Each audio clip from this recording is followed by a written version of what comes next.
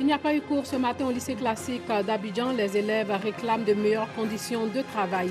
Au Zimbabwe, des vies sont menacées faute de médicaments. La majorité de la population se tourne alors vers les médicaments traditionnels, ce qui peut avoir une incidence sur leur santé si les dosages ne sont pas maîtrisés. Bonsoir et bienvenue dans le 19h.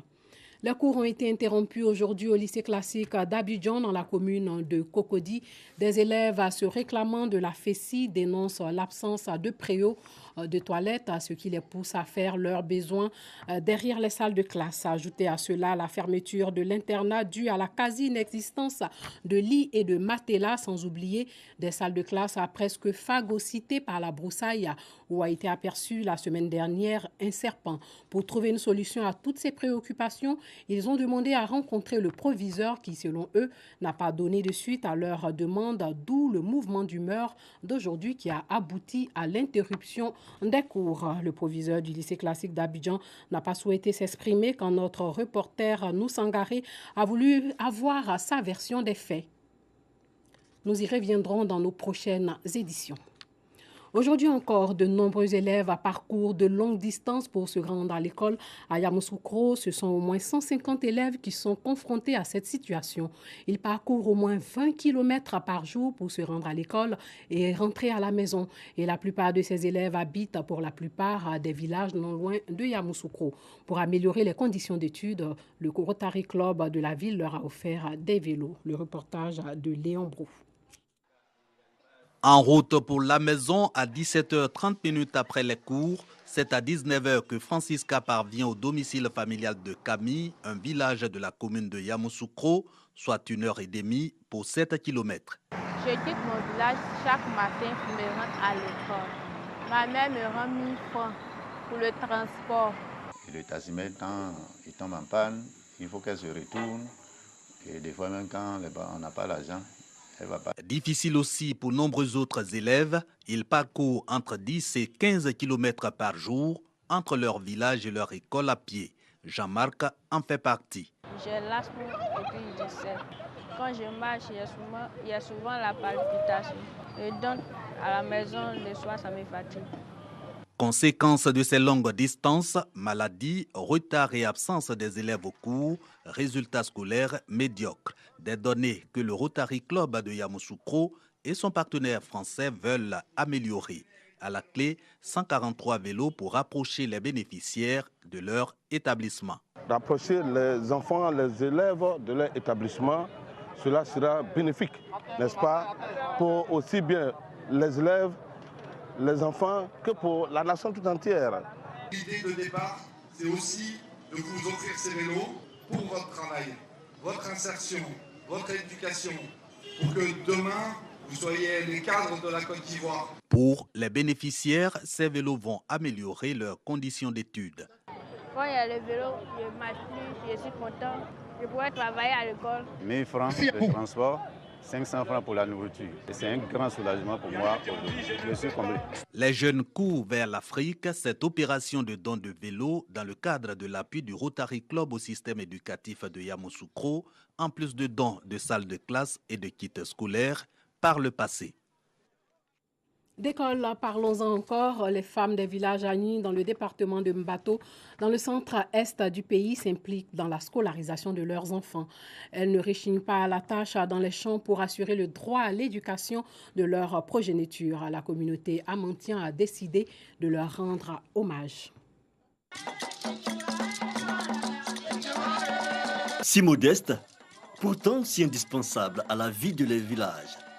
Le morceau de pagne noué aux hanches de ces paysannes est un symbole fort pour la vie de cette société d'Agni Amantien. Le sacré, en langue locale, veut dire le pagne que la femme attache pour aller au champ. Vous savez que le champ, c'est les travaux champêtres. Et puis, la femme revient toujours avec ce pagne déjà sali. Donc, lorsque ça chauffe, c'est ce sacré-là qui aide le mari à subvenir aux besoins de la famille, parce que le sacré fait en même temps la banane plantain, l'igname, l'arachide, le manioc, le maïs, etc. Encourager l'effort des femmes à la scolarisation, c'est tout le challenge qui se cache derrière le Satrimo pour cette édition. Ici, à Agamankro, département de Mbato, les femmes sont venues de tous les villages environnants. Cette année, la lauréate s'appelle Jeannette Kamenan. Aujourd'hui, elle est une mère heureuse de participer au rayonnement de sa société.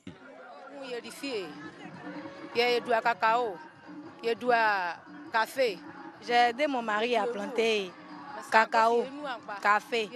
On a buté igname, manioc, maïs pour pouvoir scolariser les enfants.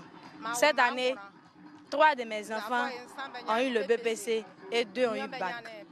Simone, elle n'a pas été tirée au sort. Mais n'empêche, la cérémonie à peine terminée que revoilà cette mère de 3 enfants à la tâche. Dans les champs comme dans la cuisine, elle ne perd jamais de vue son rôle dans l'édification de ses enfants. Je fais champ de maïs, champ de arachide et champ de piment. C'est ce que moi je fais pour aider mon mari. Bon, si les enfants viennent me dire, maman, on doit payer quelque chose à l'école, s'il n'est pas là, je donne aux enfants, ils s'en vont payer. Des efforts précieux pour le village, mais aussi pour la vie de son foyer.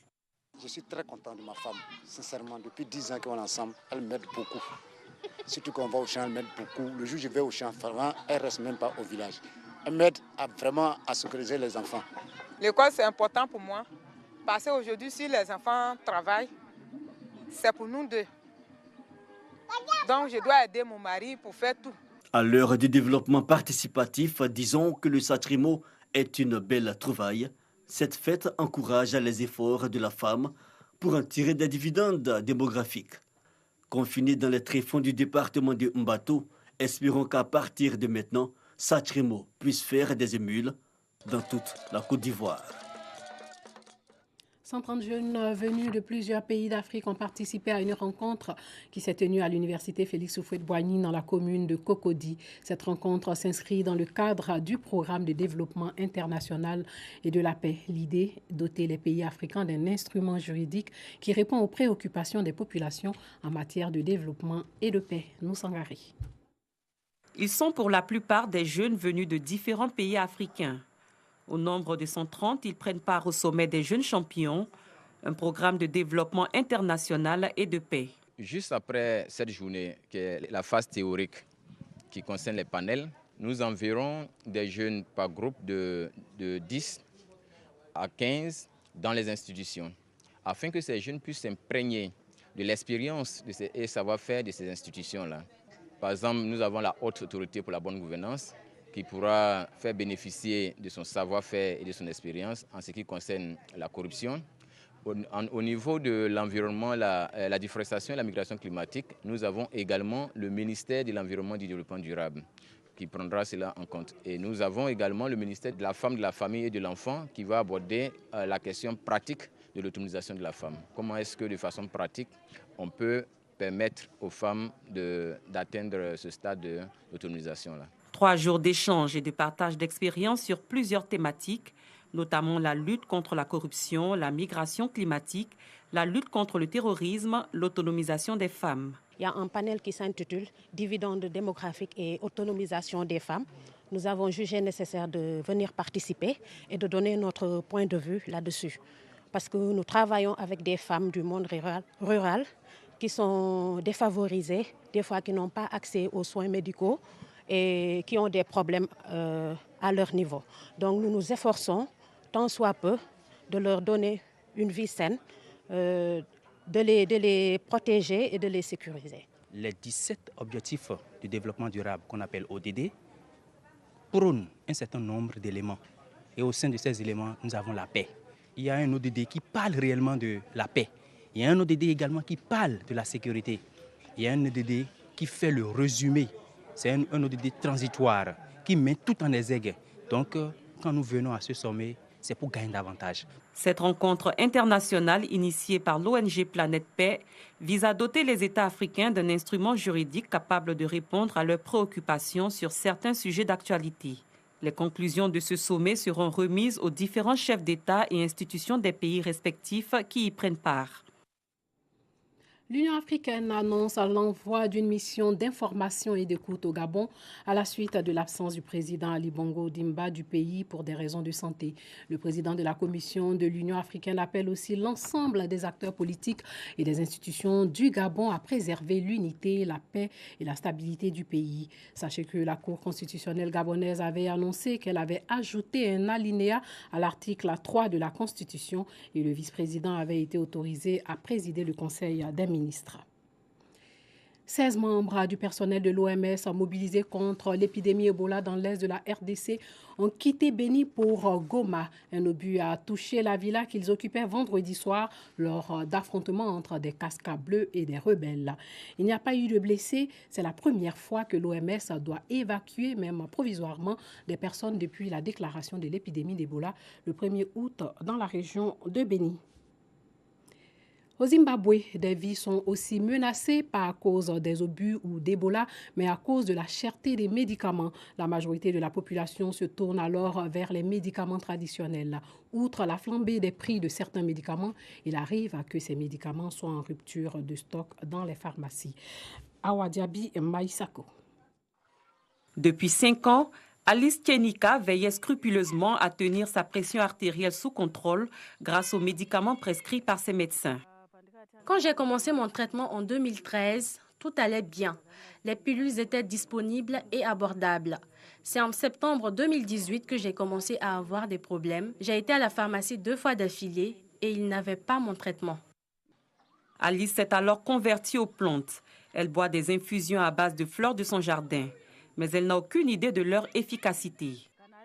Avec les herbes, on prend les feuilles, on met de l'eau et on le boit. Il n'y a pas vraiment de dose, vous buvez et c'est tout. Parce que les médicaments sont trop chers et que vous voulez éviter d'avoir une attaque ou d'autres problèmes.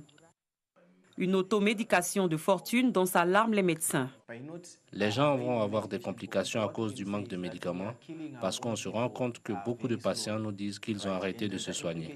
En ne mettant pas les traitements à disposition des patients, on peut dire qu'on est en train de tuer notre propre peuple à petit feu.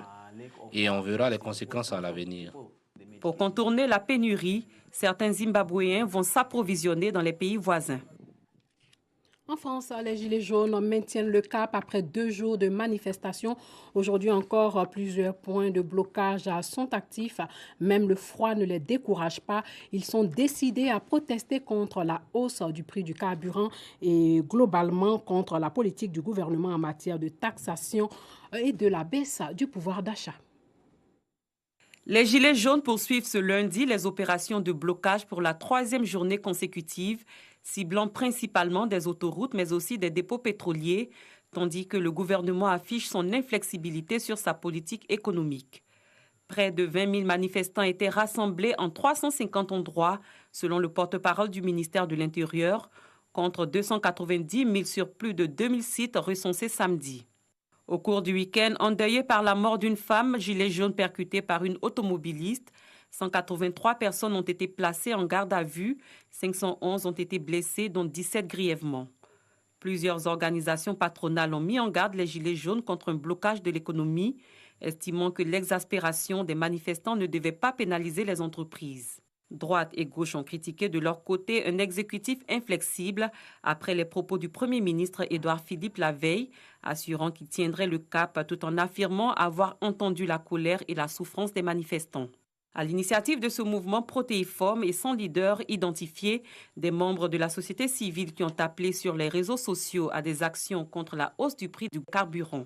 Les motifs de grief se sont ensuite élargis à une dénonciation plus globale de la politique du gouvernement en matière de taxation et de la baisse du pouvoir d'achat. Des actions se sont poursuivies un peu partout en France avec des opérations escargots.